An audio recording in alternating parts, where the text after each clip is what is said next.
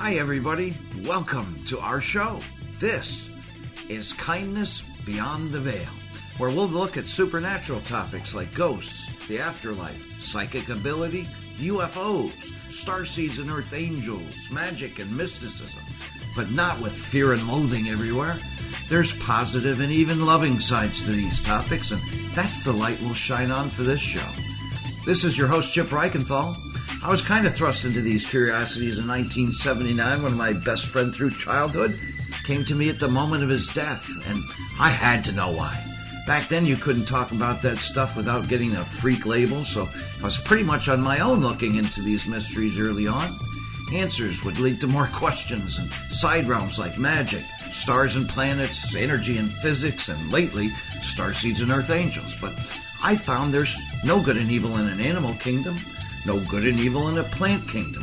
I've never had a negative encounter with ghosts or the dead, now almost 40 years into this, and there simply doesn't seem to be many looks into these fields without all the fear and loathing. Isn't there enough of that in life? Well, we're going to steer away from that, look at the good in people and these topics. Every week I get to highlight my heroes in these fields for you, introduce you to them, even if you knew all about them.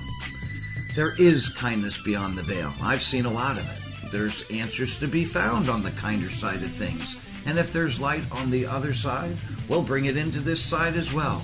And benevolence, empathy, compassion, the kinder side of science and phenomenon, the kindness beyond the veil. I'm your host, Chip Reichenthal. We're so glad you're joining us. Come on in. Welcome.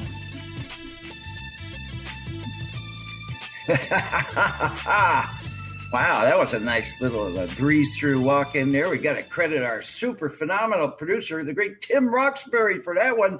We're starting off on a high note here because it's a good day for high notes. We've got great guests and everything's cooking, but I'll tell you what, we indeed welcome all of you with open arms to Kindness Beyond the Veil. This is your host, Chip Reichenthal. Yeah, we're back, baby. So nice to have you all back with us, beloved listeners or viewers. We got a great one for you today with two great guests joining us, a Mr. and Mrs. who are veteran paranormalists and getting into some new territory now. And nearly 10 years ago this very week, we would have been meeting up for one of the great Paracons of the year, even though it's pretty much setting off the paranormal season. So it's already one of the top ones. And right around this time of day, we would be preparing with lots of well-known greats joining us for one of those celebrity ghost hunts to cap off the event. And we'd likely be at a bar right about now. And yeah, I said that out loud. But I would be having a Red Bull, of course. And oh, looky here. A decade gone by, and I still have that very same drink ready for this show, although this is a much newer one, and hanging with the same people. But lots has happened since, as we have our honored guest, the wonderful Matt and Josie Haas with us tonight. And since a decade has passed, Matt and Josie have added lots of spark to our realms, likely a few different paranormal teams, ultimately reduced down to its finest core, which we call Haas Paranormal. Matt has taught courses since, notably his paranology classes you might have heard of or even taken that class. And Matt's own podcast, Strange Oddities, has been the recipient of absolutely rave reviews with guests that are among, if not beyond, the most sought of their kind. And just recently, Matt and Josie have been the selected graphic artists for National Ghost Hunting Day. That's really exciting, and we'll talk about that. And a few other notable events have also passed upon their path recently. A couple of TV shows like Paranormal Survivor here and there, But now they're embarking on a magical quest to bring us all a haunted objects museum in beautiful Nutley, New Jersey, no less. And I did not see that coming. Yet I could not imagine a finer couple to bring us such a treat. And you could bet we'll be covering that in this magical reunion of ours today. Not to mention the endless, if not thankless quest of keeping the ideal of para-unity close to our hearts throughout our collective careers. In fact, the last time Matt Haas was on this very program, we had just finished our State of the Paranormal Union podcast address and mentioned how keeping things like kindness alive throughout our realms had been on the top of our minds then. And it was just about a year ago today that Matt was here for our 103rd episode of Kindness Beyond the Veil. And now he and his wife, Josie, are joining us for what we consider episode 2 of the new Kindness Beyond the Veil. As it feels like we're in a new arena here, and we really are. And yeah, I dressed up for the occasion, especially since we are now on Trim Radio Network as our home base. Yeah, Trim Radio Network. That is WTRMradio.com, WTRMradio.com. Plus, you can see us on Restream, especially on Facebook, on the Trim Radio Network Restream Facebook page. So you can watch or listen now every Monday from 7 to 9 p.m. Eastern, as it's great to offer you all choices, beloved listeners or viewers. Plus, if you go to WTRMradio.com, you can see our Kindness Beyond the Veil radio page. That's a whole new thing. Not only a new promotional banner on there also, but you can also get merchandise. I never thought I'd be seeing this day. You can get a Kindness Beyond the Veil coffee mug or Kindness Beyond the Veil t-shirts. And they're really classy and they're comfortable and make for great attire, especially in the coming warmer months, along with merchandise from all the other great shows here on Trim Radio. Trim Radio itself has got great merchandise for Trim Radio itself. Oh, I think I said that. Redundant alert there. Plus, I'm very happy to report that our good friends over at United Public Radio Network are playing archives of Kindness Beyond the Veil on the weekends now. That's over at uprntalkradio.com. So big thanks and a loving shout out to Joe Montaldo over there. Still the most fascinating guy I've ever met. And speaking of loving shout outs, a huge loving shout out, actually number 2 already today, to our honored producer for this here show, the great Tim Roxbury. So big to Timmy, who also is one of the head honchos here at Trim Radio. So I'll be nicer to him than usual. Thank you. And he still has his big, huge hit radio show, Supernatural Realm, which airs here on Trim Radio Tuesdays and Thursdays in this very time slot of 7 to 9 p.m. Eastern, Tuesdays and Thursdays, WTRMradio.com. Plus, I get to co-host with Timmy from time to time as well on that huge hit show, Supernatural Realm Radio. And they've got some great merchandise, too, over at WTRMradio.com shopping page. It's like a spree. And boy, oh boy, it really is an exciting new year over here. Hey, speaking of exciting, our great guests, Matt and Josie Haas, will be joining us in just a bit. First, a couple of brief thoughts and our intro segment, which I will now from here on in, really, with our new Kindness Beyond the Veil, call them Chipisms.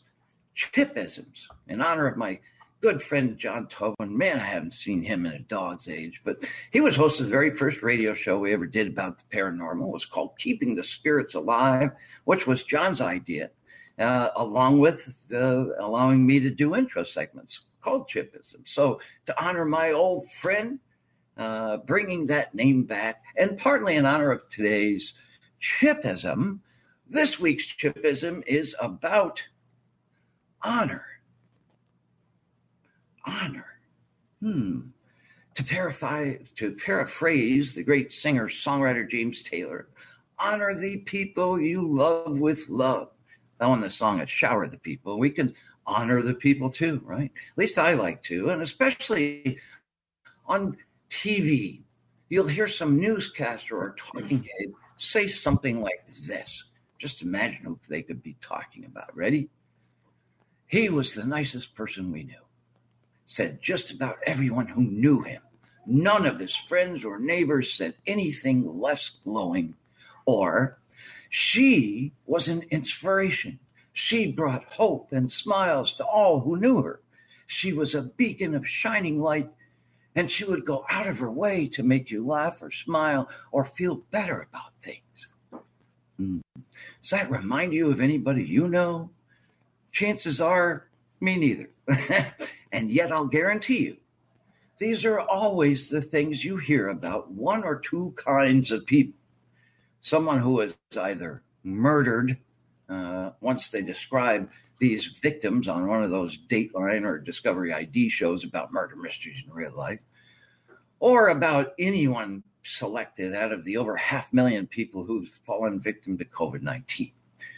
You'd be pretty hard-pressed to see such a detailed description of somebody who's still alive, having that said about them.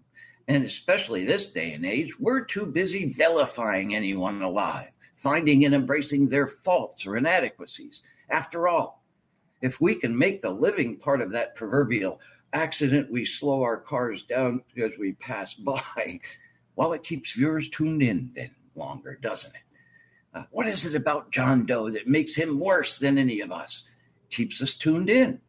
So we can sell more cereal or car insurance and make or keep all of us angrier, more off balance, more upset, even frightened, and let it seep into all of our collective beliefs, preconceptions, prejudices, especially if they are in some way better off than us or found more luck in their lives than we had.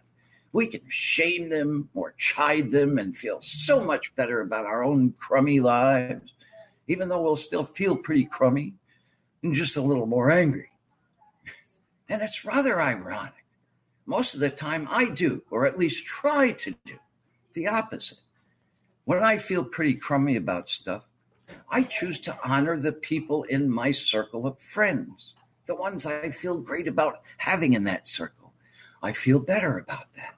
I feel better about my life, my crumminess, my friends, and myself, and yet a lot less angry. Are any of these friends of mine perfect? No. Am I perfect? Certainly not. Perfection is as much a product of our imagination as fear is. Perfection and fear are both fictional things. The main difference, though, is fear is a fiction that provokes anger or feeling upset or feeling crummier, sadder, more anxious. It's likely easier to find people around us who provoke fear because we're likely or more inclined to focus on the people that make us feel worse about ourselves. We're practically programmed to do that. All the woulda, shoulda, couldas, and the people in our lives that bring those three things up. And yet, there are people in our lives that make us feel better about ourselves. And how often do we focus in on them? The good people, the real people, the nice people. They do exist, and they're all around us. But we forget about them. Why? Well, I'll answer that one in a moment. But we forget that we are surrounded by people in our lives that are a gift to us, and gifts that we have earned, or gifts that we deserve. I have made an effort to see them, acknowledge them, honor them. It helps me feel better about my crummy life, but it also reminds them that I'm in their lives too, and I hope that's a good thing for them too. This whole show is based on honoring friends of mine who've changed the way I've seen the world, and they changed my life for the better. Knowing them changes my life for the better. And if I act with honor toward them, maybe I can change their lives for the better too. It's the least I can do in return. Honor is a good thing to have, and it's a good thing to give. I'd like to think that if someone held a gun to my head and asked me, outside of the people that I love being there or money, what's the one thing I'd be most resistant to give up? I think it would be my integrity. I hope above all things to be a man of my word, to honor my promises, or at least promise my honor. And in that, I like to honor the people who I see are gifts to me, to this life, and say words of praise in their regard, while they're still alive to hear it. And that answer I promised you, why we're programmed to focus on the woulda, shoulda, couldas, and in the worst in people, is part of another irony. Like poet Dylan Thomas said, wild men who sang the sun in flight and learned too late they grieved it on its way. Do not go gentle into that good night. We are more inclined to grieve our lives than we are to live them. And the next biggest fear overall than to grieve our own death is to grieve someone else's.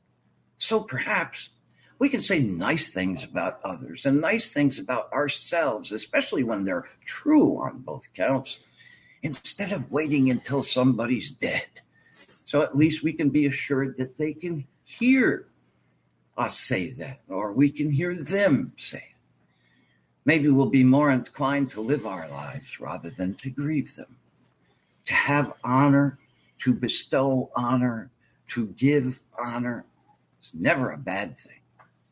Today, in this Chipism, named in honor of its bestower, my friend John Tobin, as well as its namesake, my friend Chip Reichenthal, the inspiration of honor is due to my two marvelous guests today, Matt and Josie Haas, partly in honor of their new passion project, a haunted objects museum.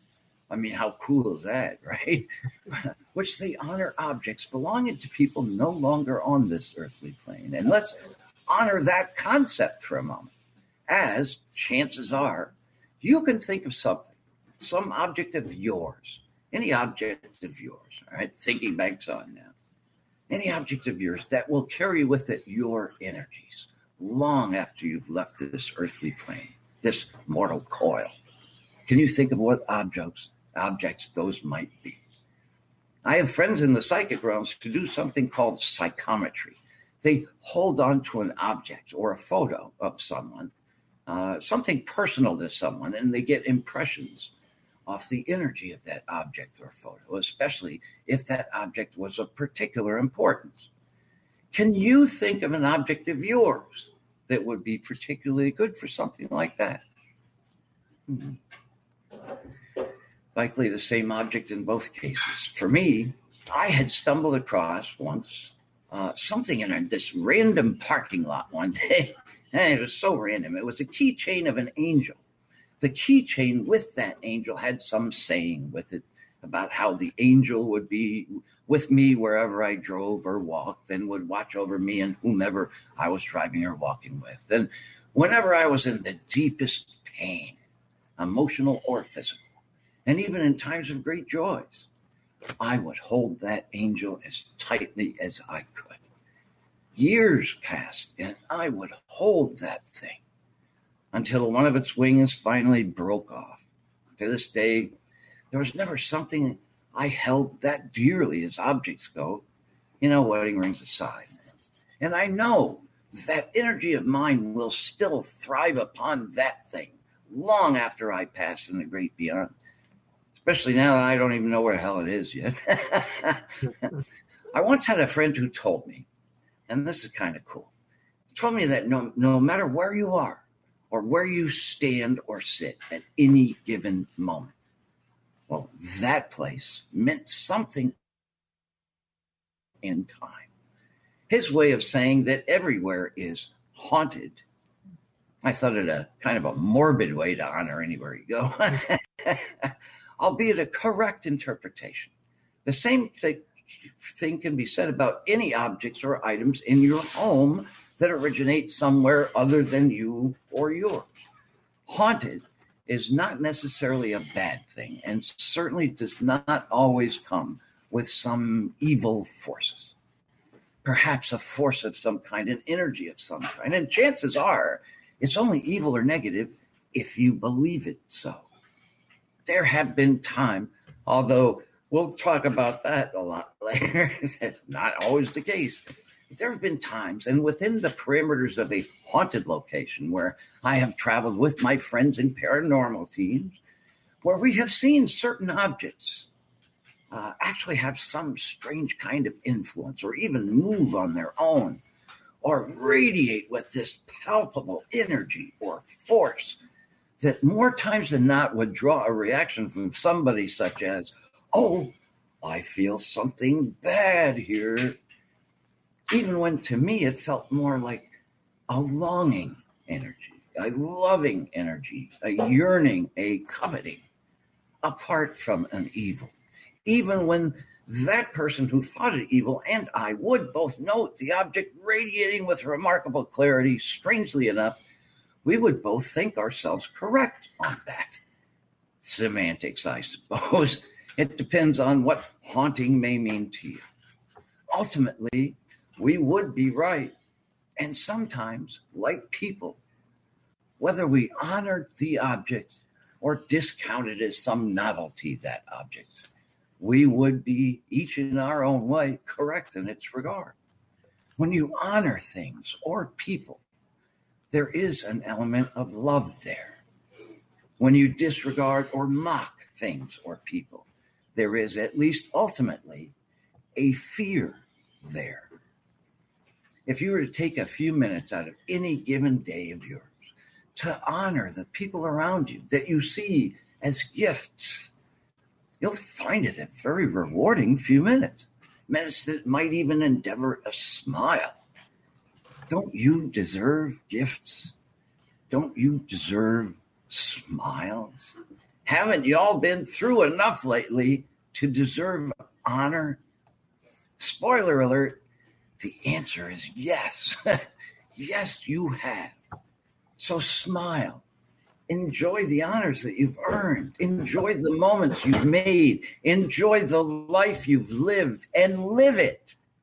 It's way too early to grieve this lifetime. Live it to the fullest that you can and feel free to honor yourself and those around you. I'm going to, especially right here and right now, because I get to honor two people that nearly 10 years ago this week I was doing Paracons with. 1 year ago this week, Matt Haas was my guest on Kindness Beyond the Veil. And today, Matt and his wife, Josie, are my honored guests on Kindness Beyond the Veil. Hey. Wow. What an absolute honor it is to have them. So let's bring them on and in, shall we? Ladies and gentlemen, please give a warm welcome to my honored guests, Matt and Josie Haas, to Kindness Beyond the Veil. Hello, you two, and how are you today? Doing great. Hi, Chip. How you doing? Thanks for having us. Yeah, I can't believe it's been like that long. Yeah, and how much stuff that we ultimately do right around this time of year. It's just like, might as well have the Haas Reichenthal Festival, you know. Except nobody can really spell either last name, but hey, we can go with it anyway. You know, H&M maybe.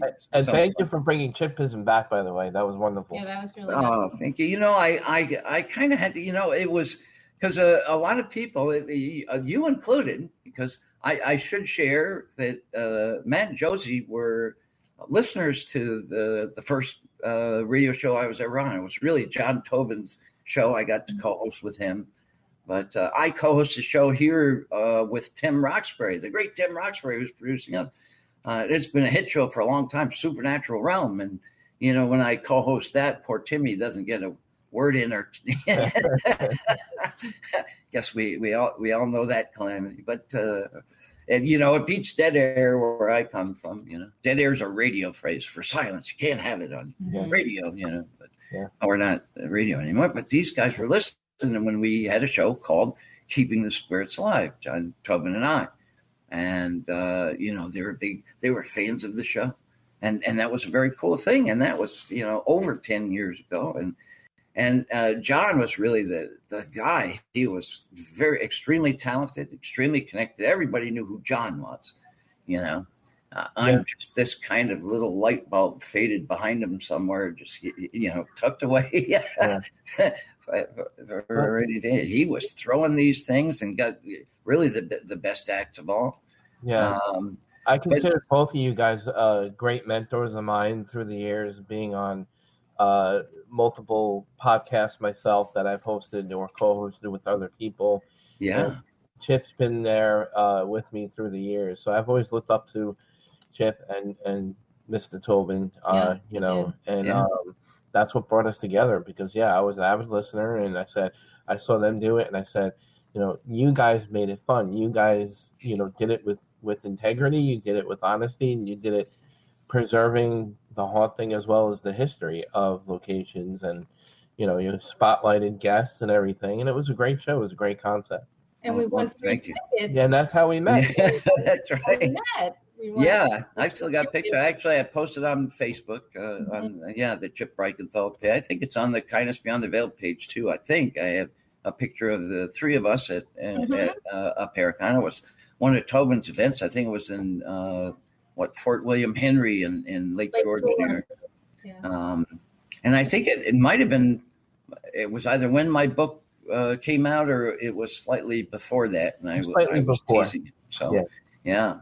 And I am very happy to say and really honored that my book, which eventually came out and is still available, it's called Even the Dead Won't Tell You the Truth. You can find it on Amazon, Barnes & Noble, and at Row Publishing, ROEPUB, rowpub.com. Even the Dead Won't Tell You the Truth. It's a fantastic book, and I've got honors that you wouldn't believe. I didn't know if you guys know this. It made the New York Times worst seller list twice. Not just once, but twice. I mean, how often is that? Yeah. At least to be mentioned by New York Times. Yeah, it all is a blessing. And it lives up to my moniker. I mean, sometimes we win, sometimes we lose. Everybody does. But when you're a loser, be the best loser you can. Set an example for other losers to follow. And that's exactly what I did. I made the worst selling list twice. I mean, just try to beat that, anybody. I know people who sold no copies at all that did better than I did, So it was a real feat. But, then, Matt, you mentioned, and you guys started doing radio casts and podcasts of your own. And then the tables turned, and I became a fan of yours. And you know what? It's not nearly as much fun this way. I liked it better when you were a fan of mine, I'll always be a fan no matter what, that. Well, likewise. But it's nice to see the both of you together because it's one of those things. I don't get a chance to see you together that often. It's just like you don't get a chance to see my wife Terry and I together all that often. So this is a great thing. And we can really put Josie on the spot, and that's a lot of fun, personally. Okay, right. Yeah. She's getting her radio virginity. She's losing her radio virginity, if we're allowed to say that. Well, I feel much better about that today. I feel like king of the world, man. We're breaking radio cherries over here. Yeah, if we can say that. And, so, I feel proud about that. So the least I can do is put you on the spot and even embarrass you a little bit. But, sure, go ahead. But I'm not going to go there because that's not my style. I'm Mr. Kindness won't do that to you. But I would like to know, as a husband, okay, because I've been a husband for 34 odd years now, something like that. Do you feel that he's well trained for the job? Yes, definitely. After 10 years. Yeah, we're going to be married 10 years in September. Yeah, we just made the 10-year stretch mark. So wow! Well, congratulations on that, and also congratulations on it. Actually took 3.6 seconds for you to offer that. That's quicker than the usual answer. Sometimes there's a pause that's very painful. Yeah, as you noticed, she looked at me to get permission to to get that out. Sure. You're well trained. Yeah. I learned that once you get used to the fact, and for a guy, it's tough. We were raised certain ways. Boys don't cry. Macho, all this stuff, right? But once you get accustomed to the fact that everything in fact, everything you have ever known, is not only wrong, but also your fault, and you get past that, everything gets a little easier. I mean, the old saying, happy wife, happy life. Happy life, yeah, right. And it is exactly that. It's true. It is an adjustment. Let's But I will say, and even from a paranormal point of view, because paranormal is ultimately our topic today, but even in the paranormal sense, I think he's been well trained, husband-wise. And I see it in him because he's humble normally, Mm-hmm. It's part of his character. We can honor him as an honorable character. He's got integrity. He's got dignity, It's not always about him all the time, nor will he sell his soul out to anybody that's willing to buy either. He's got a nice balance of purposeful humility. Right. He always tries to do the right thing, and I think he does. Yeah. And I'm far from perfect, and the one thing about me that people will know is that I own my mistakes. I will own responsibility for things that I am aware that I do. Yeah. You'll even take other people's mistakes sometime and yeah.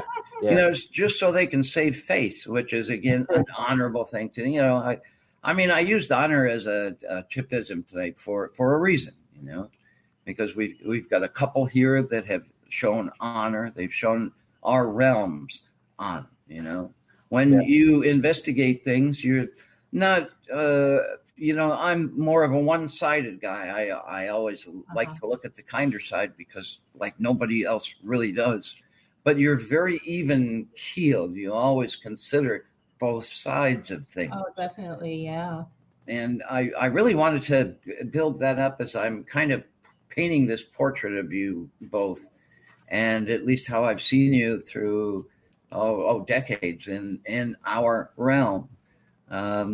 You tick all the boxes, like in an investigative scenario, equipment wise, intent wise, you're not in a hurry to find an answer that goes along with some theory of yours that your ego has been saying out loud. You're ticking all the boxes, but you also see that there is more of a need for kinder or less fear-oriented things in our realm. I think it would be fair to say, and I'm going to ask you both to answer that question. Well, we, believe it or not, we're the opposite. She's more of the logical / skeptic believer more than me. And she's been a very good part of my life of being the voice of reason. When it comes to difficult, well, we need that, she fills that gap for me, being the voice of reason when there's difficult investigations or decisions or situations that are to be made. And she's a big supporter of what I do because she knows I do believe in doing the right thing. But if I'm not doing the right thing, she'll say, in my ear, whisper, Matt, I don't think that's right, or you should maybe go about it this way, or she believes in what I'm doing, but maybe do it differently. Like, she always has a different spin on what I'm intending to do, and that's what I love about her, because she understands that side of me, where that intent is coming from. Yeah, and that's a great blessing or gift to have. I mean, we were talking about honor, pretending you are imagining who are the people in your circle of friends that you can honor, or the objects that you possess that have really the ones you turn to in your most brilliant or horrid times. What are those things, because they themselves have character. And, when I do, I've been doing a lot of tarot readings lately, professionally especially, it's a good way to earn money. I'm not going to promote that now. Chip the Kindness Guy on Facebook. But it's like, like the reading, it's, if you have a question and you wanted to ask someone that you trust or someone that maybe even you rely on, and, here's another imagination kind of task for the listeners. Who would you go to?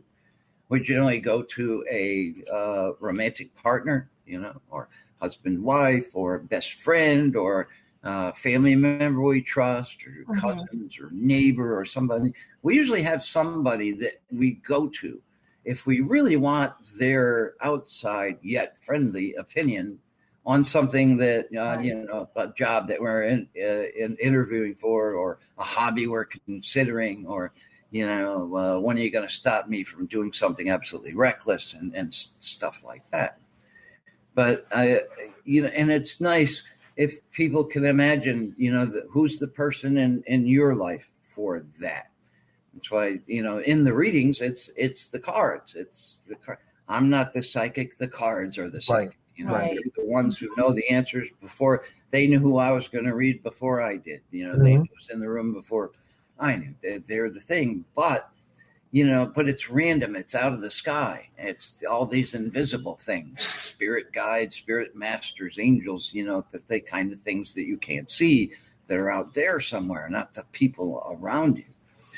But just that, in your works, you have someone who you can fall back on, who you can rely on, whose opinion you trust, and who keeps you within reason. My wife does that too. It's like, listen to my reason or I'll punch you in the teeth. No, she doesn't actually do that. I'm kidding. I love her great. There's the it's somebody, like you say, that you trust. So, they're not going to steer you in the wrong direction. Yeah.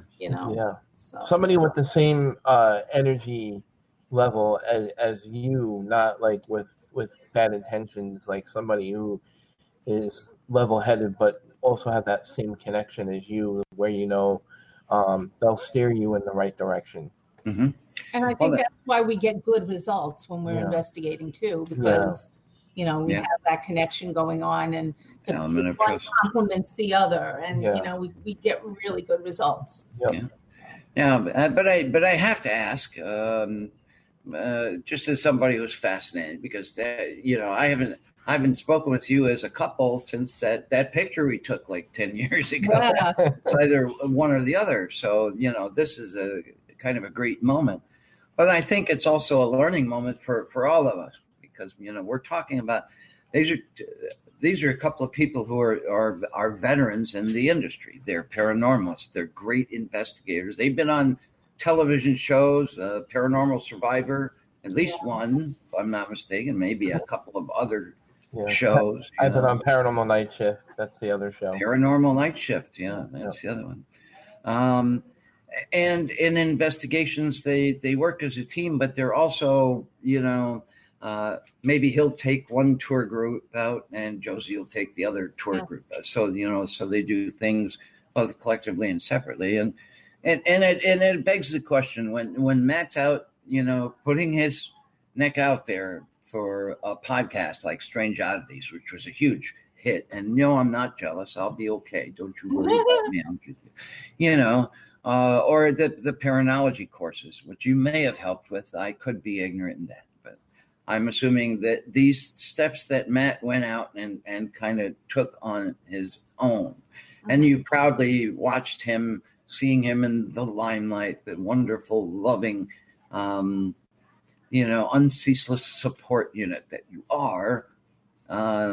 Jealous at all? Did you ever, was there a time where you'd rather it be you out there? And you could answer me honestly. Honestly, no, I've never felt any jealousy. I'm usually working with him behind the scenes, like with the Strange Oddity podcast. I'm there in the bedroom with the cats, but I'm on the laptop and I'm monitoring the chat room on the laptop. I'm also monitoring it on Facebook. So I'm going back and forth. Meanwhile, I'm listening to the audio quality and the video. And if he has a question, I'm texting him. So I'm like a kind of behind the scenes person. But she's a big part of the technical. Well, a huge part. She's multicast. Yeah. So with as soon as she said, monitoring the audio and video, that's a tough job, and that keeps you on your toes.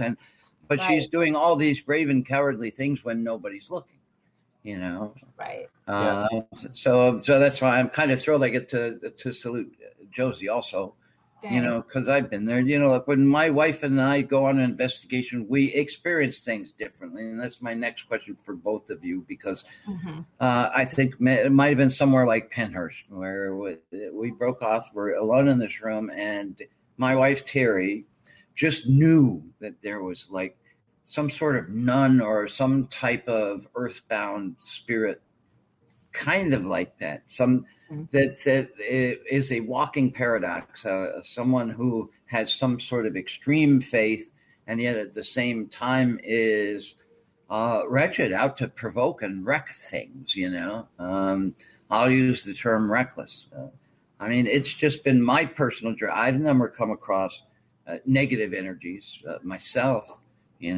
I'll have fun talking to the spirit of serial killers or something, not knowing, I'm just treating them like, hey, how are you? Look, I can't see you. I don't care. I'm not judging, whatever you want to say. And they're proud of you having for dinner next week. Yeah. No, but I mean, these guys, they're proud of some of their accomplishments. They don't mention that involves murder or nasty things to children or any of that stuff. They just, sometimes it's about running heat. The guy at Pinhurst, he was maintenance, so he was running this place 24/7. He only took 2 hours off. And that's weekly, not daily, weekly. And he was raving about this. And meanwhile, other people came across the exact same thing and saw the shadow or said, oh, my God, this guy's evil. And he's done things to children that are unspeakable and, yada, yada, yada. But my wife will see these things that I don't have a tendency to see. And she'll say, okay, I don't like it here. We should leave right now. And where for some reason stuff like that is bored of me, They don't need me. I'm harmless. Let them find somebody else who has potential harm that they can go scare the crap out of and have some fun. Do you have paranormal experiences differently if and when you're in the same location, in the same room? And if so, absolutely. How? Yeah, we do. Yeah. Matt sometimes will usually feel like the heaviness or the presence or whatever, and he's like, do you feel anything? And I'm like, no, but we have had experiences where we feel the same thing. So or different things sometimes. Mm-hmm. Yeah. Yeah. Mm-hmm. I think everybody is different with their own abilities, their vulnerability, their strength behind their ability is different. And we're both different in those aspects. We both have different abilities. I've never really put a label on my abilities because I just like to challenge myself at times and try to pick up where I can sense things on paranormal investigation, or I'm more about like rewarding, helping a person, with giving them a reading. If I can communicate with spirit through a living person, I'll do that if they give me the okay to do that. And she does things opposite. Like she'll investigate, and she tries to more use her senses on investigations more than I do. Yeah, you go, girl. More with he'll use his senses, but he's like equipment oriented. Yeah, and I'm fine just going in with a recorder because I'm gonna just pick up what I'm feeling. And that's ironic because you're more in charge of the tech than he is, and yet he's more conscientious of the tech than you are. All right, cheap question. Got to throw one out there. Which one of you is the first to scream reflexively if you see something that scares the crap out of you? I don't know. There are times I was first before her. Yeah, I think we've all been there, Oh, that was funny though. I don't know if you're familiar, Chip, because being that you're in the upper New York area, the Cambridge Hotel, which is in Cambridge, New York, was on TV on a couple of shows. Gordon Ramsay, I think it's been on Hotel Paranormal Hotel, whatever. Hotel Hell. Hotel Hell. Hotel Hell. Yeah. But we were the first investigators to actually investigate Cambridge Hotel when it was nobody was there. Wow. She said, "Come on down," Up for us. Well, yeah. I don't know where I am these days, but anyway, so we were told that there was people and staff having experiences, no less, in the ladies' bathroom.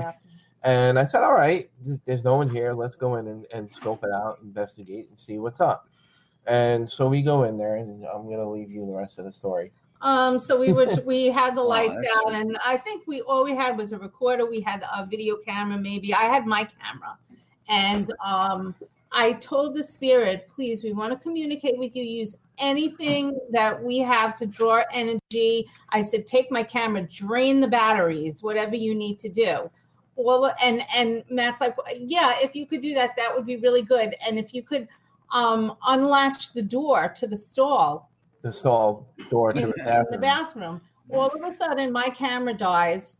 We're in pitch black, and then we hear click. You hear the latch lift up by itself, and you hear the door slightly open, and she goes running out of the bathroom. I didn't expect it to happen, so I'm like, thank you very much, goodbye, and I ran out of the door. And left me by my lonesome. And left him alone in the pitch black bathroom. I was like, gee, thanks, leaving your husband. Yeah, actually, Terry did the same thing. I think it was that same woman, because she sensed that same one. I didn't, She wasn't sure if it was a nun or something, but she knew there was trouble, She's got a very good sense for that. She's my bodyguard normally anyway, so she's got a sense for it. And I'll admit it out loud. That's okay. But she's got a good sense for that type of thing.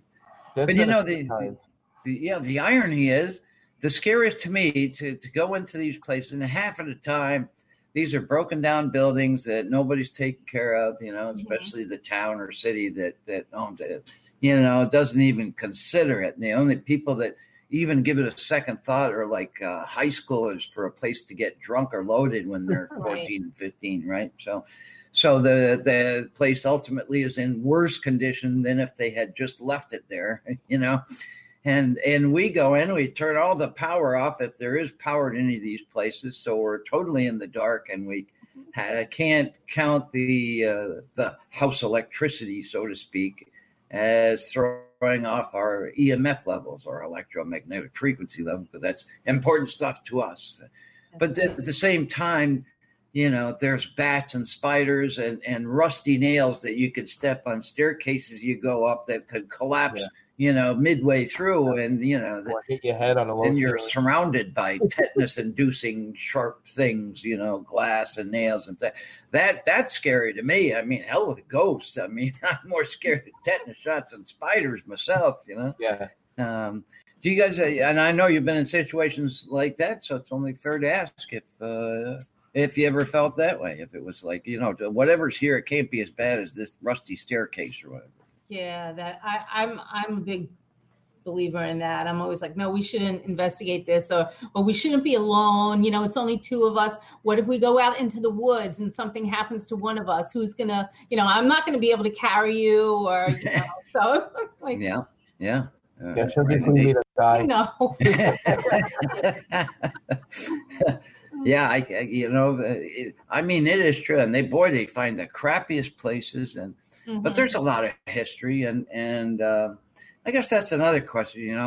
We lived. It was a neighborhood thing. I'm in a neighborhood now. We're surrounded by 3 graveyards, and a church is diagonal to our parking lot. Is the church's parking lot.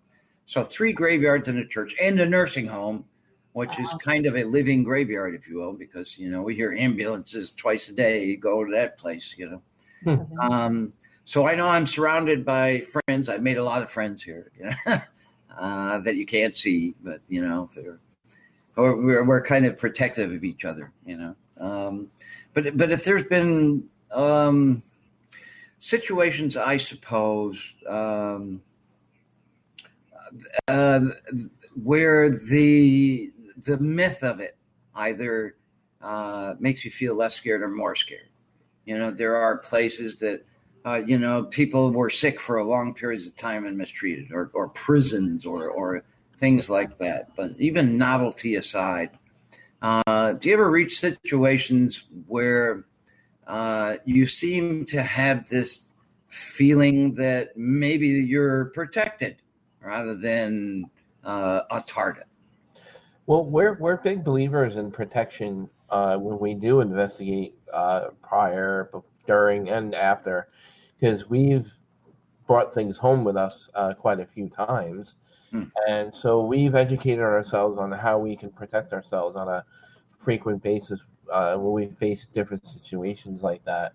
So, right? Yeah, even though my issue with that is, even though like we had an attachment that followed us home and stayed with us for quite a while. And actually that's when we were featured on the Paranormal Survivor.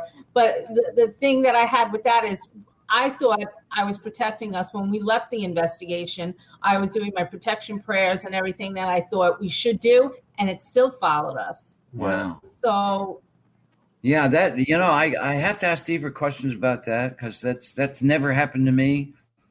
And I don't know if it's simply not within my belief system. I have this set up, where because I've worked as a professional psychic, for at least what would have been over 30 years ago, spirit medium for about 7 years, and I walked away from that one, or at least trying to, but it follows me occasionally. Yeah. But but with the tarot and everything, and having a more psychic approach to these things, I feel as though I'm surrounded by my guides, my spirit guides or protectors that are stronger than anything. So even if I'm at a particularly weakened point, that wouldn't happen to me. And so far, it's at least followed to my belief as far as I know. Now, you've done protection spells, and, you have very, very similar beliefs than mine, albeit not as extreme. I'm really a one-sided kind of guy, which makes it unfair to, most people, because they look at both sides of the spectrum. What is it about a situation where you actually feel as though something followed you home? Do you think that was something that you might have done carelessly, or do you think it's because you had some sort of attachment, some sort of camaraderie when you communicated with these things, or do you think it just picked you out of, it's like winning a bad lottery and just having this happen? What is it, do you think, that might propel something to follow you home? In that situation, we had found out later on from our psychic medium friend that we had called in to help us cleanse that it was attached to me, because it thought I was its former lover. Oh, okay. So, and also at that time, if I could add, I didn't know as much as protection as I do now with your spirit guides and your angels. I learned more about that now, and how the white light and how that can protect you. Yeah. And I didn't really know that back then. Right. So I think there was a couple of little factors as to why it latched on. For me, it's more like the lotto lately. Just a bad lotto, and that's like, here I am, come on with me. Right. I find that lately, I think it's just because of the state that we're in as a society, with the pandemic, being extra stressed, our health ailments that we go through, which as we get older get worse. We become more vulnerable. We become a little weaker at times, not all the time, but those times that I think that I'm weak or vulnerable is when these things do occur, in my opinion. And that's why I say that's the lotto, because lately my ailments, I know I'm still young in the scheme of things, but I'm 45, and after you reach your 50s, everything's downhill, and but I know. Been there, done that. But at the same time, and these are two very interesting differences. And I would really like to, because we really don't cover it as much. Because, how many times do you see, now that you're veteran investigators, how many times do you see people who are pretty green, they're pretty new in what they're doing, and take on projects? See, a lot of people will decide that they will look into exorcisms or demonic cleansings or that sort of thing, when they haven't really even become good investigators yet. And a lot of it is because they watch some of the TV shows where there's a lot of bad advice.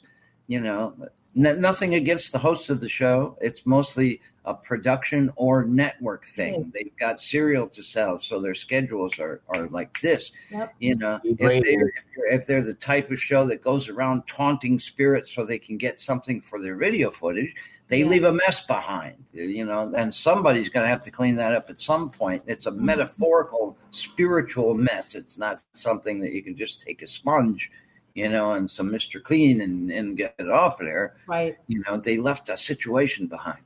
But I have seen countless times, and I'd like to, get it from each of you, really, from your own viewpoint. Times where once this got to be a TV thing and it became okay to say out loud, I'm interested in ghosts, or I talk to dead people, or I'm a ghost hunter, or whatever. That you see teams that take on things they don't know, so they're so deep that by the time they get in, it's just too deep, and then they'll have to call somebody who is a veteran, or who is an expert, or who is a demologist, or an exorcist, or whatever. How often have you seen times like that? And because there were times like that that affected you, any particular advice would be great. So two-part kind of question there to both of you. Well, the problem with that also, if they're helping a family, in a private home, and they're going in there and, they're leaving this mess.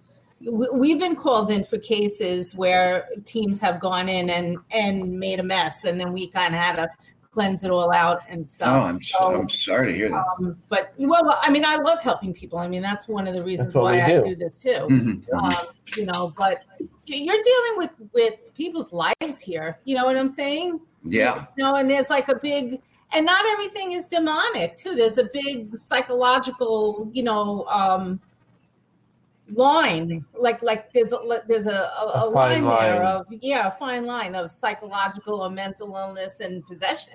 And these people, uneducated teams and young teams that go in. I'm not talking about age. I'm just talking about in general. No, you're right, and it's even more often these days, especially these days, and shows I've watched for a long time, like I'm a Dead Files guy, for example, and I've seen a lot of times where ultimately this haunting, and I like to use quotes, this haunting really comes from something that has nothing to do with God or Jesus, because this was an indigenous or Native American or pagan Viking type of thing. So bringing a priest in to cleanse the place will have no bearing whatsoever, because the history goes, way beyond that kind of rigid, dogmatic sort of thing. Right.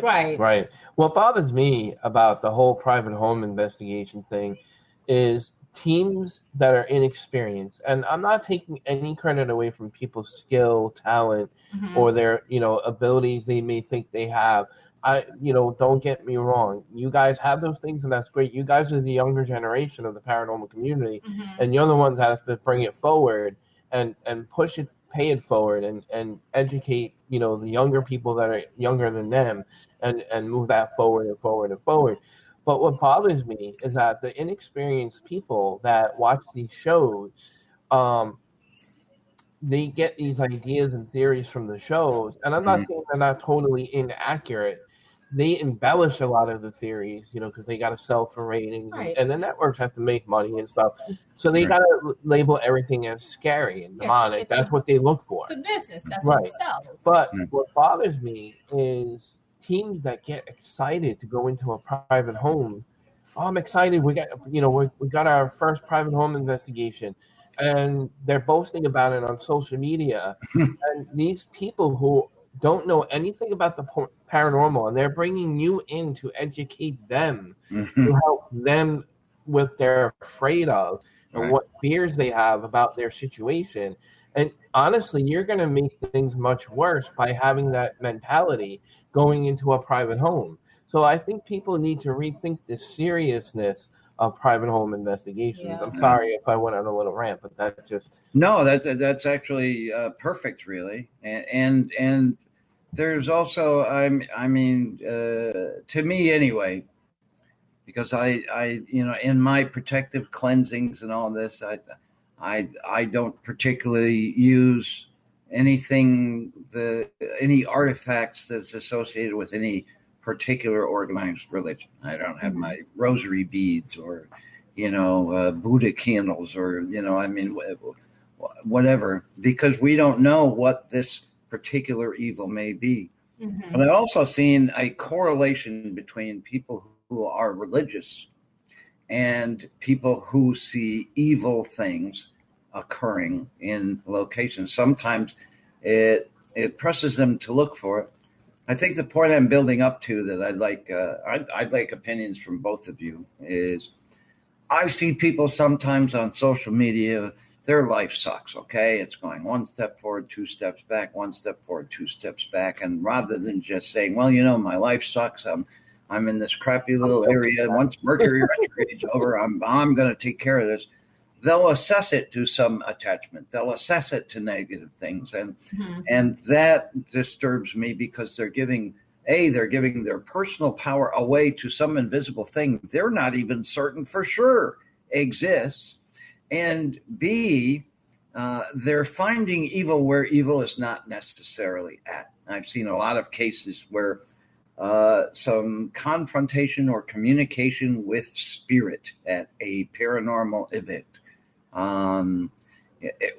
They'll find something about it that almost always has to be evil, has to be out to get you, has to be just living there to jam you up. It's not that they're in spirit wallowing in whatever problems they have, which isn't personal to you, has nothing to do with you. It's all about you. I do see that a lot. And I'd like your opinions on it, because part of it is a belief system. There is no curse without a belief, and a curse type of thing can happen. But when it comes to attachments, there are a lot of people that can talk you into just about anything wrong in your life being among those things. And they're doing a disservice to people in general. Blaming it on the paranormal, right? Because that's probably in my opinion, it's just an easy way out than to face the reality of the problems that you have going on. Yeah. We've also helped people that were, blaming everything on paranormal, but there really wasn't anything there. It was just what, in their life, or you can also manifest that, Yeah, absolutely. Yeah. And remember, everything is energy. What you put out, if you're putting out negative, you're putting out negative energy, and that negative energy can manifest and feed off of other negative energy that become a bigger disaster, which in a way kind of happened in my most recent situation. Where, and you don't know what people are out there behind the keyboard. It's easy to hide behind social media and the keyboard. You don't know. They could be pretending to be people on Facebook all they want. Yeah. But, they could be jealous of you. They, they may not like you and pretending that they like you. They could be taking advantage of you, and they're pushing that negative energy at you that you don't realize because they're doing it behind the scenes. But I'm a big believer is what you put out is what you're going to get back. Yeah, if they're negative and they're thinking negative, they're just going to get negative. You reap what you sow. See, and I'm almost the opposite of that. But I find myself fascinated because it's not like either one of you to find your attachments to things. And that sounds ironic because you've been on a couple of TV shows because of that very thing. But knowing you as people and knowing you as professionals for as long as I have, it's pretty fair to say, you're like the last couple of people I would expect having something attached to them. And that's what makes this even more fascinating because, your advice could help a lot of other people. Because to me, I understand when you say it's what you put out, you reap what you sow. And sometimes you're on these investigations in the middle of some real crap that's happened in your personal life. And you're taking that with you. I've seen some occasions where people drink at these things, and I really don't recommend that. Save the drinking for afterwards. Yeah, for after. Even in my introduction, I was saying we'd normally meet at the bar first, but, it's not like we'd be drunk and going to these things, Right. If anything, it's the opposite. He'd have like a Monster with my Red Bull or something like that, Yeah.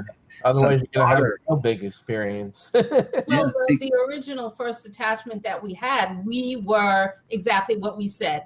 We were the inexperienced team going in there, not doing what they were supposed to. who watched the TV shows. I'm not going to sugarcoat it. We went in, Matt provoked. You did. Oh, you bad boy, you. We don't do that anymore. We learned, Oh, but you learn it the hard way. Yeah, that's exactly what. Yeah, it was funny because, well, not funny, but the coat hangers in the closet in the location that we were, they were moving by themselves, and there was no draft, no wind. I was like, we were standing there hearing this go on, and we're like trying to figure out where's this noise coming from. It sounded tinny and metal, and they were metal hangers hanging from the closet pole. Right. And I'm looking, and then we were listening back to see if we caught a growl on our recorder, because she had an experience in the basement where something growled in her ear, and it scared her a lot. So I wanted to see if we got it on our audio recorder. And listening back, I was more concerned for her because I didn't want it to follow her or be attached to her. So it was more of a provocation to let it know, like, who's boss, that you're not to, Gotcha. Go Did you hear it? Did you hear it? Did you hear a growl? Did you get it? Yeah. So you caught it on the audio. Yeah. Yes. And then what? Now that you know that something's growling at you at your girl, what'd you do? So I basically yelled at it, and I said, "You will not scare my wife ever again." Yeah. Because that's something, and it's fair to say, because I know you well enough, and because you've listened to a lot of shows with reason. You listened to a lot of radio by that time. You weren't just watching the TV shows where they're purposefully taunting these things so they can have something. And that's tempting for, especially paranormalists that are pretty new, Okay, and you yell at this thing, you get evidence, yell evidence. Okay, right. Cool, yell evidence. There's no real, there's no experts, that come on the show and say, well, they're doing this because, they've been doing it for a long time and they're on schedule and they know what it's wrong to do. Right. Nobody's really telling you that it's wrong to do that. And when you see 2 or 3 new shows get picked up because they're taunting these things, it makes it even more reason to say, okay, this is the way we'll deal with it. Well, at least we'll get it on evidence. And I have another thing to add, another spin off of that is there's a lot of skeptics in the paranormal community, and they strive for data. They want hardcore data. Right. They want the evidence. They're looking for strong evidence to support claims. And I get that part, right? We all are skeptic when we research and investigate the paranormal or go into investigation. That's healthy. But it is healthy to be skeptical. But now you have these inexperienced people who hear this out in the community, so they think by provoking they're going to get that evidence. Oh, we're going to get this evidence because of that.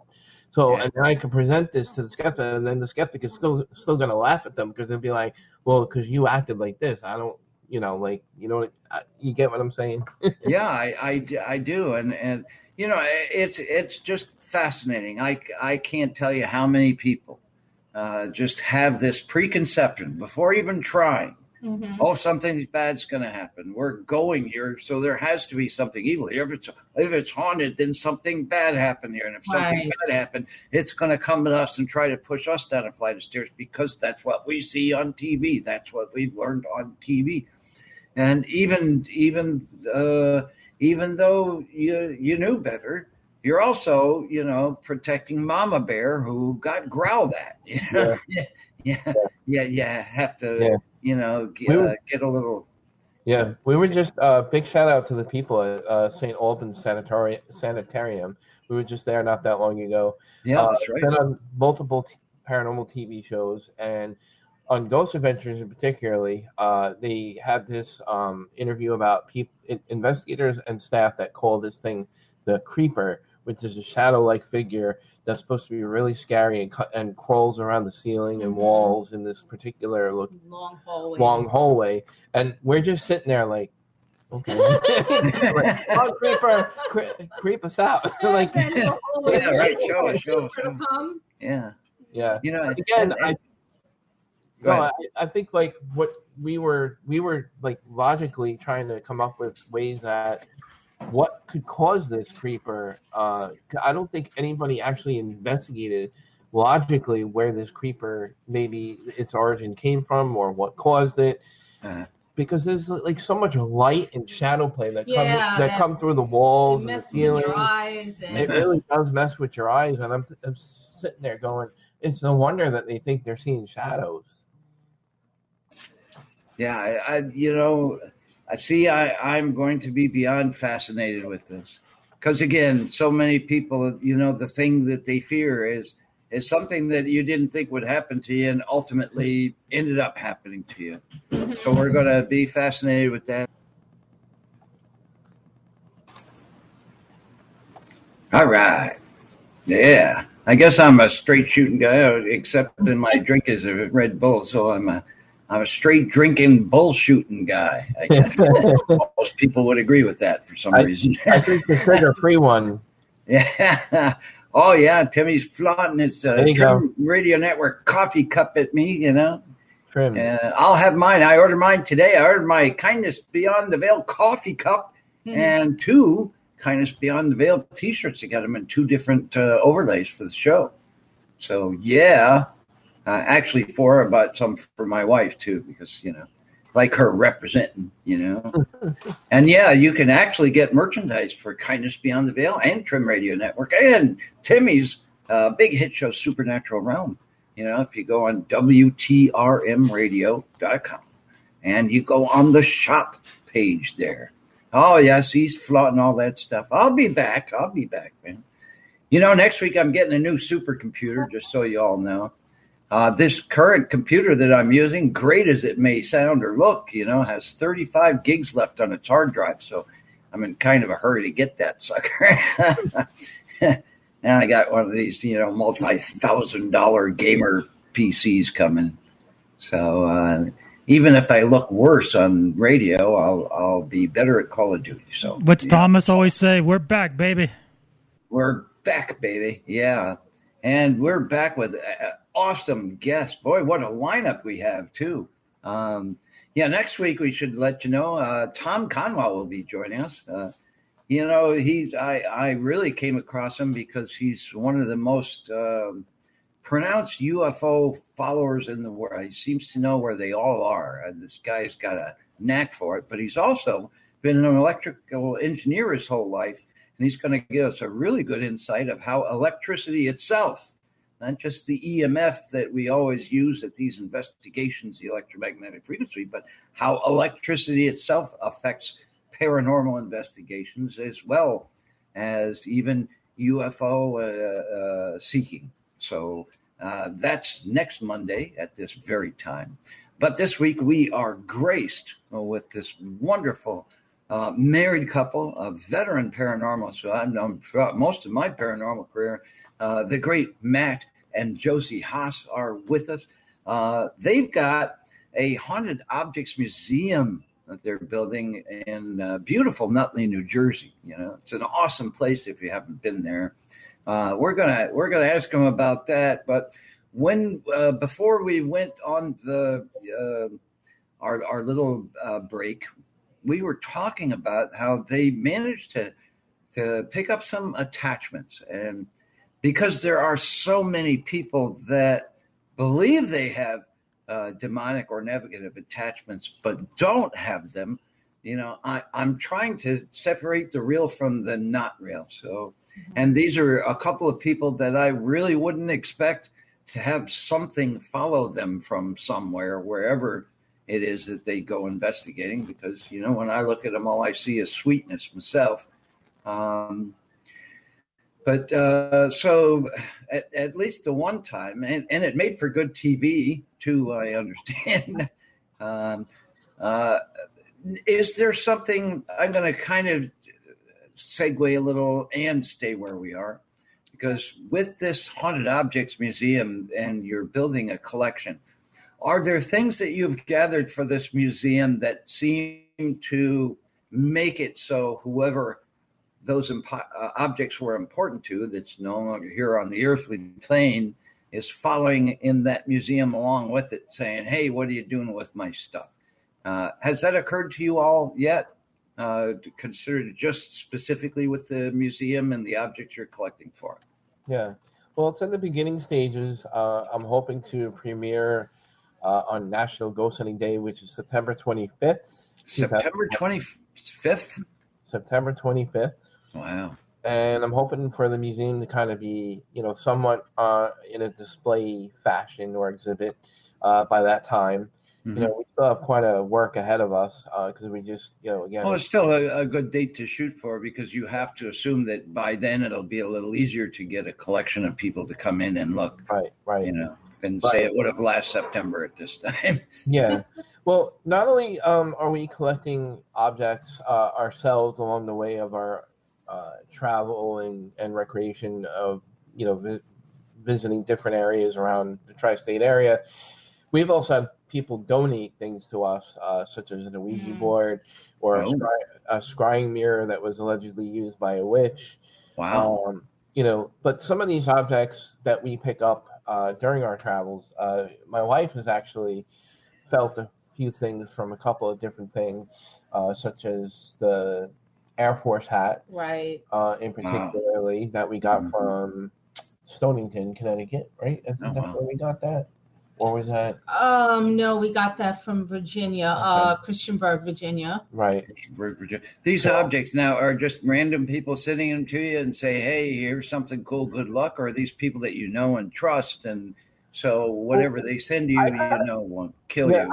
I kind of feel like both. It's both, and also sometimes objects can have a calling. Right. So if there's like an energy with it and it's pulling us toward it. We kind of use our senses to all right, which one feels stronger than the other, which one is pulling us in which direction. This one is more permanent than the other one. That's happened to her a couple times, like with the hat and also with the voodoo-looking dolls. Yeah, the voodoo dolls. She picked up these dolls, and actually one of them vibrated. It was actually vibrating in my hand. Wow. And I said, all right, something's with these. Yeah, something's going on with that. Take them and investigate them a little. Yeah. So we have those, which we're in the process of investigating. And it keeps me from going to some R-rated joke that if I were a much worse person, yeah, I said that out loud. And maybe, just maybe, because I saw this unusual post from John Zaffis, Okay. And, so we all come from back in the day. John Zaffis had a TV show really about how objects do have haunted things about them, or they, they have some juju that kind of comes with them, and had an awesome cast of people around him. Brian Cano was a beautiful guy who you see now on Paranormal Caught on Camera. I wanted to write. I was going to invite him onto the show. When I invited him on the show, he was kind of out. I said, "I'm not in the realms anymore. I'm just minding my own business." Now he's back on TV. I'm afraid to ask him to come back because it'll look cheap. Okay, well, yeah. Now you're on TV. Why don't you come to my show? Make it look like it's all about me. He's a good guy. I'm sure he'll do it. Oh, he's a wonderful guy. But to see a post from John Zaffis saying, "Hey, does anybody think I should come back to TV or not?" Part of me thinks that's because he probably saw a post from YouTube about your haunted collection museum in Nutley, New Jersey, and said, "Hey, man, it's time to get back." So have you worked with him at all? I met him once. We met him. I talked to his wife more than him. He kind of ignored me. Yeah. I've tried to get him on my show, and I've gotten ignored, so don't feel bad. Yeah. I don't. Yeah. Geez, well, if he'll ignore you, then I really don't feel bad at all. Ignore me, so. Yeah, but it's like what she said. I think it's just them being really busy, and plus with the pandemic, not a lot of people want to go out in the public too much. Yeah. Because of COVID, but there is that. But what inspired it in the first place? Because I don't normally look at you two and say, "Oh yeah, haunted objects." Right. Actually, Matt always wanted to for years. He really wanted to start collecting, and I always said, "No, I don't want them in our house." And then so we work with Nutley, with Kingsland Manor in Nutley, New Jersey, and we worked out a deal, and it was agreed that we could put the exhibit at their location. So with that, they're letting us use the entire half of the basement. The That's other half, beautiful. yeah, the other half is Yeah. actually was a speakeasy during Prohibition. Wow. Yeah, and so to have like one side our haunted object museum and having a speakeasy on the other, which is actually kind of cool in itself. Yeah, very cool, and it speaks to your character and your prowess too, because people just don't randomly do that. No. Just because they're nice people. This is really something. Yeah, But, I want to just, if I can, real quick, big shout out if he's listening, Leon. That helps run Kingsland Manor. He's the president of their board and trust. We've worked with them for a very long time, for quite a few years, and we've built up a really good trusting relationship. We've put them on TV. They were on the reboot of Psychic Kids on A&E Network. Wow. Nice. So we've been trying to help them with their historic endeavors, not only just paranormal things, but we were helping them with their preservation of their location. Wow. Well, gee, Leon, thanks, man. And and if you're listening, man, we bow to you. That's just a beautiful thing to do. And you sure picked two beautiful people to do this. It sounds like a win-win for everybody, but good for you, Leon, and also good because the next reality show could have been Hoarding Buried Alive, instead of like Paranormal Survivor, or maybe John Zaffis' next show. So we're having a great time, traveling and picking up the items and, bringing them over to Kingsland Manor. And we're having a great time investigating there with the objects. So it's working out really good for everybody. Yeah. Is there anything that you've gotten or maybe plan to get where you might draw the line? Because for me, if somebody gave me something and said, hey, this is the Ouija board that ruined the Stanley Hotel, we have this thing that once belonged to witches. Have fun with it. Yeah. I'd probably go, I'm not so sure. Yeah. Well, it's funny. Is there a line, and why would you accept things like that? Were they from people that you knew and trusted, or are you just taking a shot? Well, it's funny because we do have a Ouija board that a friend of ours donated to us that I don't think properly closed out the Ouija board when they used it over 30 years ago. And they've had a lot of crazy activity in their own home because of the Ouija board that they never got rid of properly. And it's been stored in their garage for I don't know how long, over 30 years. And they were so bent on getting rid of it. And when they found out what I was doing, they were like, oh, here's the perfect opportunity to get rid of it. And he was finally able to pry it from the garage. And it actually gave him a fight. Because he said it didn't want to leave, because he said one time in the past that he tried to get rid of it, and it came back to his house. Wow. I never heard that before. Wow. I was like, what? Yeah. But so we have that. Then we also have, like I mentioned before, a scrying mirror that was allegedly used by a witch who got donated to us by the same friend of ours. The same friend. Okay. Yeah. So I think I don't think we're going to probably pick up anything that could have alleged claims of any demonic activity.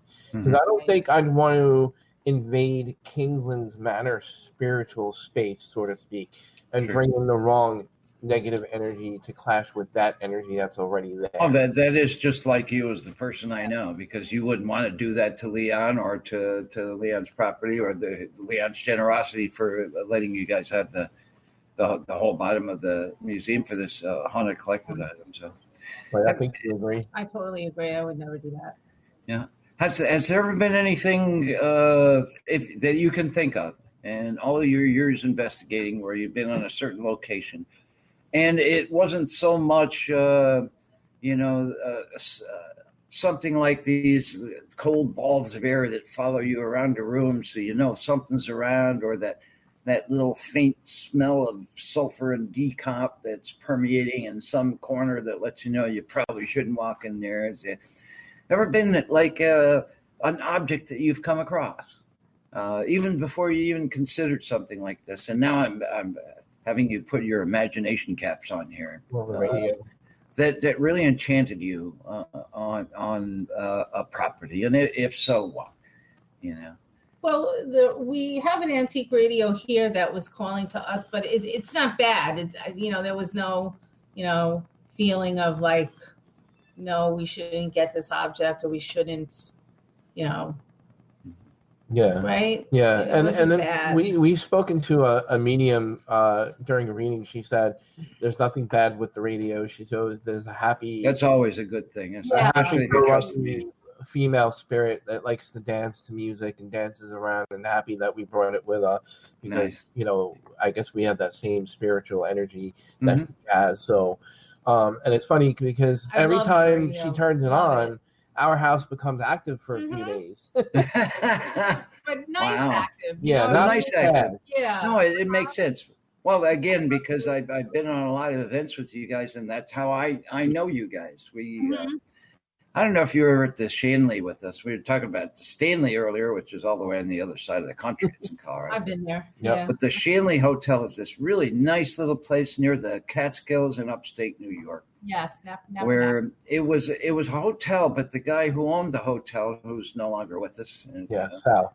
God bless you, Sal. We love you. We are honoring you using a light of medium known as radio to honor your memory. He was really one of the greatest people. And because it was an inn, I-N-N, like a hotel, a motel, an inn, he was still celebrating the camaraderie that was there, even before it became his, And there were times he would especially brag about Eleanor Roosevelt. Because when she was first lady and before and after, it was an area and a place. It was a hotel she used to go to, back in the days when she was just Ellie. Nobody knew her as first lady, or I don't even think she'd met her husband yet.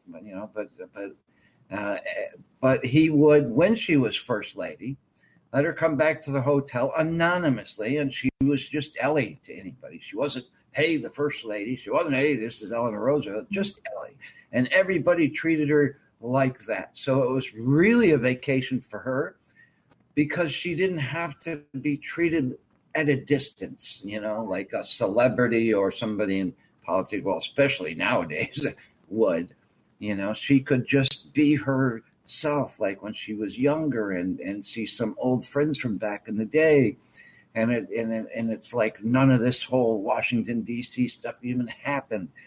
And Sal was proud of that. He was proud to celebrate the spirits. I mean, there was a bordello still in this place, and I'm sure at times like that, it was one of the biggest trading areas between New York City and Albany, New York, which is the state capital. And that's where all these tradespeople used to go to bring up their stuff, which could carry on to New York and get traded worldwide, or could carry on to Albany and get traded in Boston and areas north of that. So this was a big, big place for its time, but they still kind of ignored any of the bad past. They weren't making novelty of any murders that occurred there. There was a tragedy of a 6-year-old boy who got hit by a bicycle on a car and died right in front of the property. Mm-hmm. And there was on the third floor of that hotel a spirit of this very social little kid, and people used to bring him G.I. Joe dolls and kickballs and things like that, especially really like kickballs. So you could see the ball move on its own back and forth, and you knew that you had delighted this young kid. Jacks. Yeah, and jacks. Yeah, like a ball and jacks to play with. Oh, yeah. But there was also that, that sulfur smell, that kind of sulfur decomp kind of thing in the room. In certain areas, the temperature would be 15 or 16 degrees higher than the rest of the room. So you assume there was this malevolent thing. And it turns out it wasn't malevolent at all. It was just this other guy who used to come to the hotel all the time. It was like, I guess in his mid-50s when he died, but he took it upon himself to watch over this 6-year-old spirit.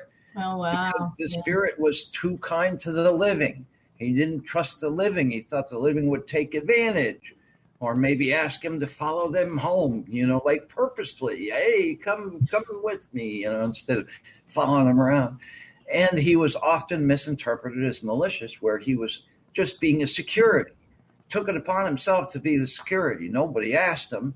And it wasn't exactly, a thankful job. It was a thankless effort, this guy was. So he was usually a little perturbed, and hence that sense of bad, that sense of evil or malice.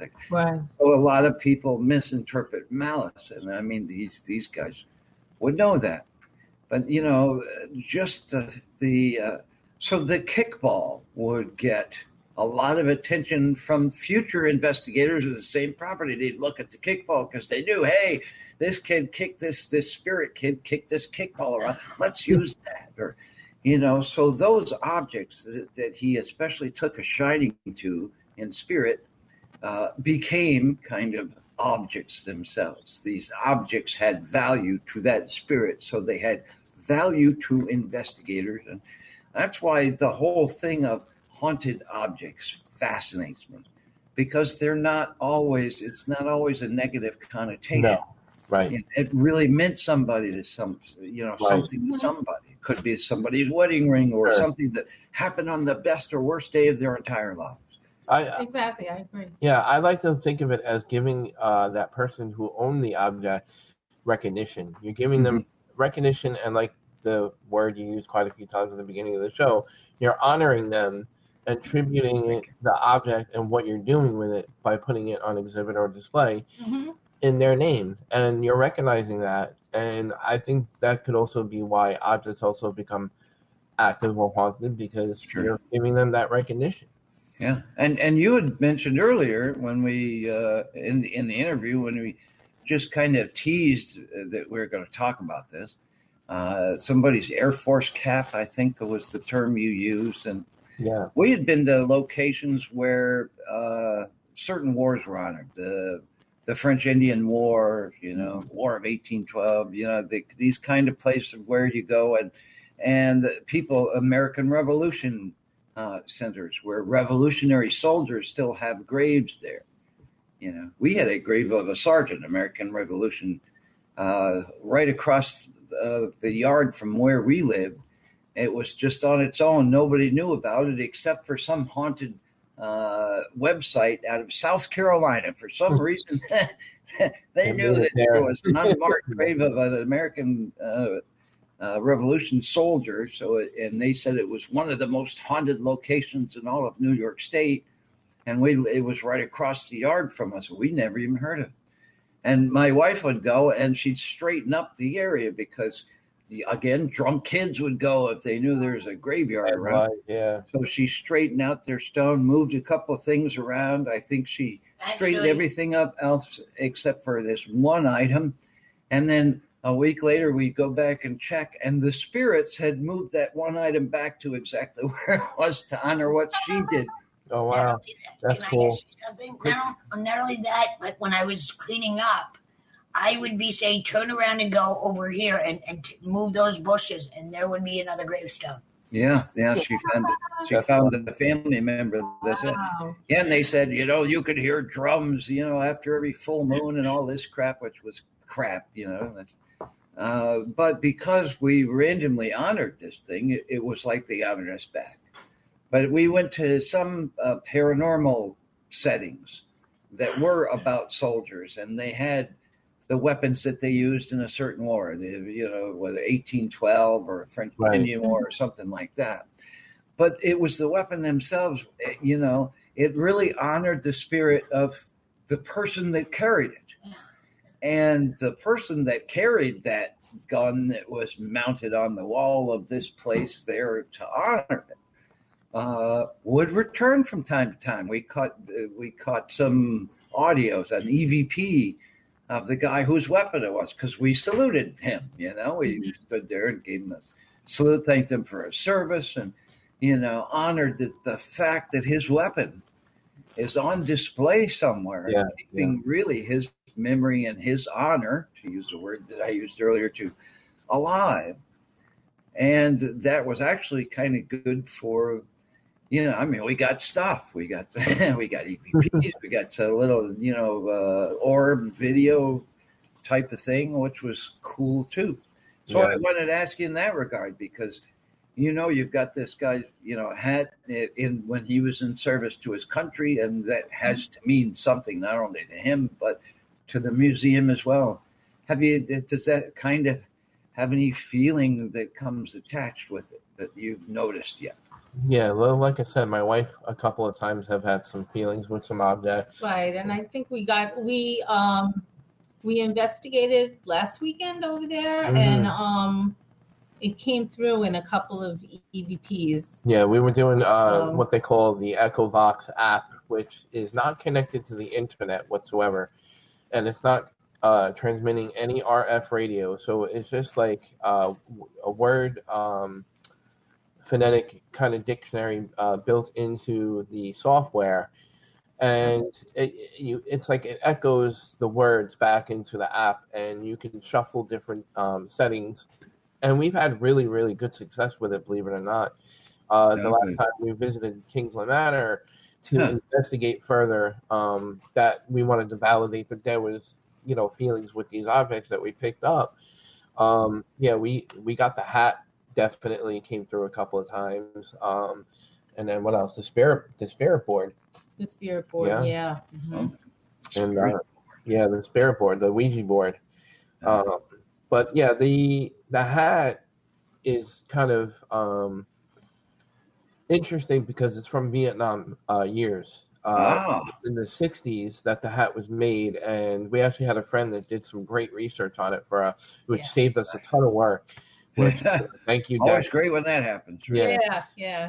The research she came up with was great because she found the manufacturer, the person who held it, what division he was in. Yeah. So that's we some good research. Down maybe where he was stationed. Yeah. So next time we go back to investigate it, we're going to try to get more info because about the antique place was wrong about the information that they were giving us because he swore that it was a Vietnam hat.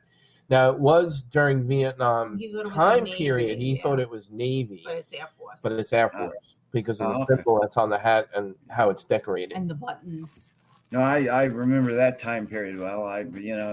When I was a freshman in high school, they still had the draft going, and that was not a fun thing to have to look for. I ended up missing it by 2 years. I think they stopped doing that particular draft by the time I became a junior in high school, and what a relief that was. Because when I was a freshman, I had friends who were seniors, and they got called in. And that draft, for people don't remember it. It was like a lottery, but not a good one. They would pick birthdays. So any male between the age of 15 and 18 who was born on December 10th, you're going. Yeah. And those bad times. Yeah. It was. And I saw friends who, the day they found out that, the lottery had mentioned their birthday, I was with them, and you could see how visible they were really not happy. Some people were, some guys were thrilled, they really wanted to go in and, would have volunteered if it hadn't come to this whole lottery thing. But I saw people that really weren't thrilled, and boy, it came close. It could have been me, and And so, I'm glad it wasn't. Me too. It rings. I'm just not a warrior. Never really was. Yeah, they probably would have kicked me out anyway. Just why the hell are I passed physical? Yeah, but you're too damn nice. Get the hell out of here. You're not gonna be. He'll never make it. So, but things like that. Yeah, resonate with me. But But people in the heat of battle, whether they went there willingly or not, that are in the middle of this thing and realizing it's not exactly fun and games that they signed up for or even didn't sign up for. Mm-hmm. Right. You can just kind of imagine the kind of emotions that go with that. Mm-hmm. Right. We see some of these haunted places. We used to go to like plantations and stuff, that were legendary because this woman found out that her husband had to fight in the Civil War, and they were just engaged to be married. So she ran up the highest window and jumped to her death, knowing that she'll probably never see her husband again. And he ended up getting out early because he got shot in the leg or something, and got to come home just to see that, she wasn't waiting for him. She thought the worst was going to happen. So it becomes doubly a tragedy. But that kind of emotion, that kind of stuff is palpable in a room. That's why I always thought we've encountered spirits, if you will, or EVPs with murdered people or suicides, that kind that I just described, or really it breaks both people, whether they're alive or dead. Yeah. I mean, she jumped out because she didn't think he was coming home, and guess what? He would have been home after all, and his life was shattered once he finds out. And that energy, the best day or the worst day of your life, or the best thing or worst thing that you ever find out. Yeah. I think that with our electromagnetic energy that surrounds us like an aura, I think something like that accelerates to the point where it just kind of snaps. It leaves this photograph of energy in the air to be there. And sometimes it feels in these investigations, it's not spirits that are answering our questions. It's an event itself. It's a murder itself, a suicide itself that is answering the question. Did you ever get a sense like that along your investigation? These things that seem to be imprinted. I agree 100%. It's in a way they want their story out. Yeah, they want to. They're trying to get their message out of what happened to them back when they were a person, when they were living. So again, it's about recognition and intent when you communicate with spirit, that you give them that respect, because of what they've done in their own lives, whether they be a doctor, or a nurse, or a soldier, or or if there was an accident and they were murdered, or suicide, and sometimes they don't know they're dead, and sometimes we feel the need to help them. And we always ask, can we help you? And your message. Yeah, and it begs the question, because I'm thinking if there is anybody listening to this show, whether live or on the archive, because there will be on the archive, and here on WTRMradio.com. And, UPRN is going to be playing on the weekends too. So thanks to United Public Radio, and shout out to Joe Montaldo for that. We love you all listening. But anywhere that this particular episode and archive is heard, if there are people that are saying, oh my God, I've got something that would be perfect for your haunted item collection museum in Nutley, New Jersey, and would like to send it to you, is there kind of a cutoff list? Is there something you just absolutely won't take in, or if you'll take in anything, and where could they send it if they wanted to, or who could they contact? Well, we're kind of looking for a backstory to the object. I'd like to have some kind of background on it, if there is something, because researching blindly is like, finding a needle in a haystack. But again, I don't think we would take on anything evil or demonic. Mm-hmm. That would be our line, is where we draw our line, where we where we won't take donations or items. But I don't know. What's your thoughts on that? Yeah, definitely get in touch with us. We have a website. Yeah, it's haasparanormal.com. That's HAAS, by the way. Yes, HAAS. Yep, paranormal.com. Pretty easy to remember. You can also contact Kingsland Manor in Nutley, New Jersey, that if you do have an object, he can get in touch with us. We keep in touch with them on a daily basis because we're working on several things with them. So you can also write to them, go on their website.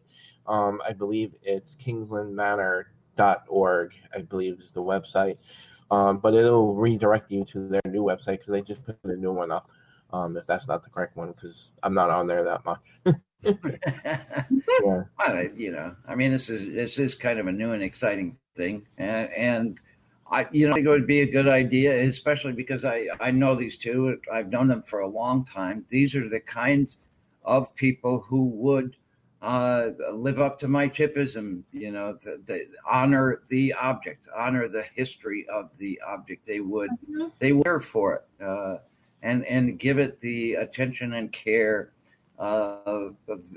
just as the person who in life it really would have meant something to would have done. Exactly. We're gonna have like a kind of like a little postcard or like a informational paper next to each item with the history and who it belonged to. If we find that information, what its history was, what its connection was, and the time period. And we're gonna do a lot of research on the items, not just collect items, but give you a little background on it and whatever we can research and find out. All right, and I do have to. I saw something today on Facebook. See, this is why I have no business being on social media. I saw something on Facebook. I think it was today. I think it was a post from the two of you, or one of the two of you, Matt and Josie, that was talking about an attachment that may be recent to you and that you're concerned about. So again, I have to go back to, all the people that I know that believe they have some attachment and that's what's getting in the way of their life where it isn't. But when you guys would say something along the lines of, okay, I think we've got kind of an attachment now, I pay attention to that because you're not inclined to do that, even though you've been on a couple of paranormal television shows where that has happened to you before. Something followed you somewhere. What gives you an inclination to think that something is attached to you now, and why would you separate this from any other explanation as to whatever is troubling your lives right now? Sure. Well, I was trying to be logical at first. I actually blamed everything on COVID because I've had a lot of ailments when I had COVID back in January. So I went to my doctor, to be logical and, said, hey, I got these things going on, So they said, let's run some tests and, see where you're at with, with what you're feeling and what you're experiencing. So they're putting me through the ringer and they're being thorough, and so far they haven't found anything, knock on wood. And I have spoken to a medium friend that helped us recently with my situation because it was getting to the point where it was draining me. I was losing sleep. I was depressed. And it just affected me in many different ways. Even at work, I would be at work and I saw an orb, like whether you're an orb believer or not, I seen a light anomaly, if you want to call it that, come flying out of my body as I'm at my post at work. And that's the first time I've seen something like that with my own eyes. And I knew something was up at that point. And what did it look like?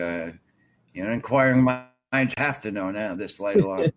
So it was just like little ball of white light, and I made sure there were no flies around. There were no dust. Again, being the logical thinker that we are, and it came out of nowhere. It just came from the side of my body and just flew, to the side. And I was like, what the hell? But when you saw it, did it make you feel bad to worse? Did it change the way you felt when you saw it? Other than actually, holy moly, there's a white thing coming at it. Yeah, it actually did. When it left my body, I did feel a little bit better because before that, I was feeling something next to me. I was feeling my hair standing up on end. And I thought it was, again, flies flying around or a bug because I was near a window. And it gets hot where I work because they don't keep the air conditioning on in the hallway. And I'm getting an echo. A little bit. Yeah. So that's what made me kind of feel like there was something there with me. And that's why something grabbed my attention and I saw it leave my body. Do you think it might be from one of your new objects? No, I thought at first, but after speaking with the medium, it's actually something that's been going on for quite a long time. So it may have happened somewhere around your home or somewhere when you went to a location purposefully looking for something else and that something else followed you. It turns out that it's actually from a person with very negative energy. That the way a living person. Yep.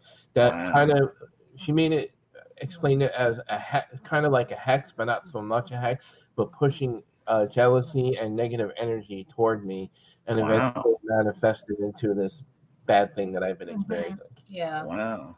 Well, at least this is the first time that we've ever heard an attachment blamed on a living person, and so we bow to you for that. People watching can see I am, because thank you for saying that. B, it is from a living person, and living person's energies, I think, are stronger than anyone in spirit that has energies have. Because we are in the moment, our energies are generally stronger than anything that, from spirit or from the netherworld. And shame on that person for doing that to you. Boy, I'm sorry to see that happen. Yeah, no, it threw me for a surprise for sure, because we kind of narrowed it down to a couple of people, and we were like, well, there's no other person it could be except for the one person that we thought of, and so we're working to clear it out. We're working it out. And it'll be gone. Things will be better. Thank you, and big thank you to Michelle Roos, psychic medium. She's very, very good person for helping me. She helped me in this situation. Well, you know what? Do me a favor. After the show, give me your name. I'll have her on for you. Yeah, absolutely. Figured it'd probably be all our mutual friend Virginia Rose Centrillo. Sounds like somebody you'd probably go to. So give me that name. We'll have them on. Matt and Josie Haas, we want to thank you for coming on and really enlightening our entire day and following in the footsteps of the title of our Chipism this week, honor. Because you honor each other, you honor your craft, you honor all the things that you get involved with, and you certainly honor us with your presence. We'll have to have you back sometime.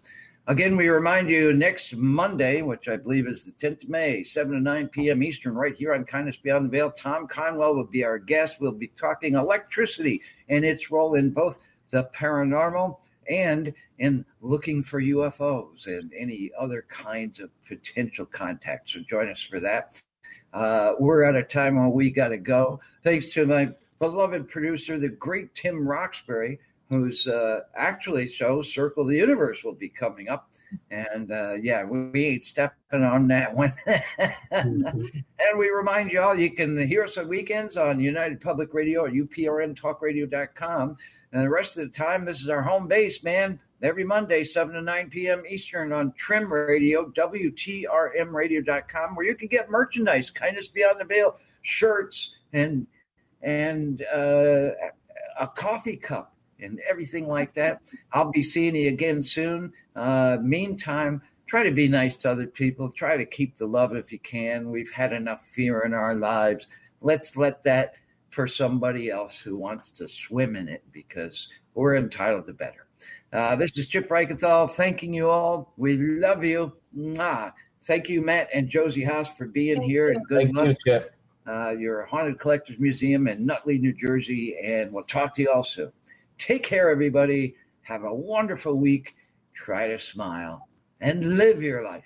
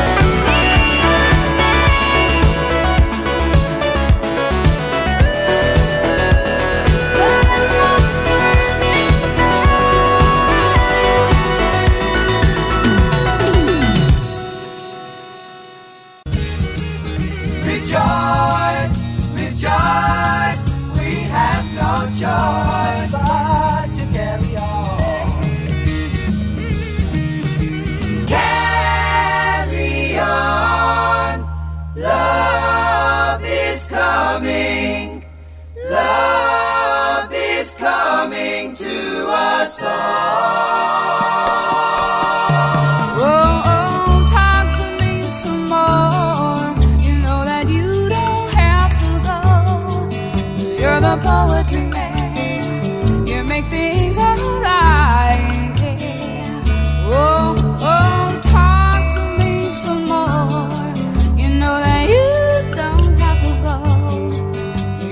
poetry man. You make things up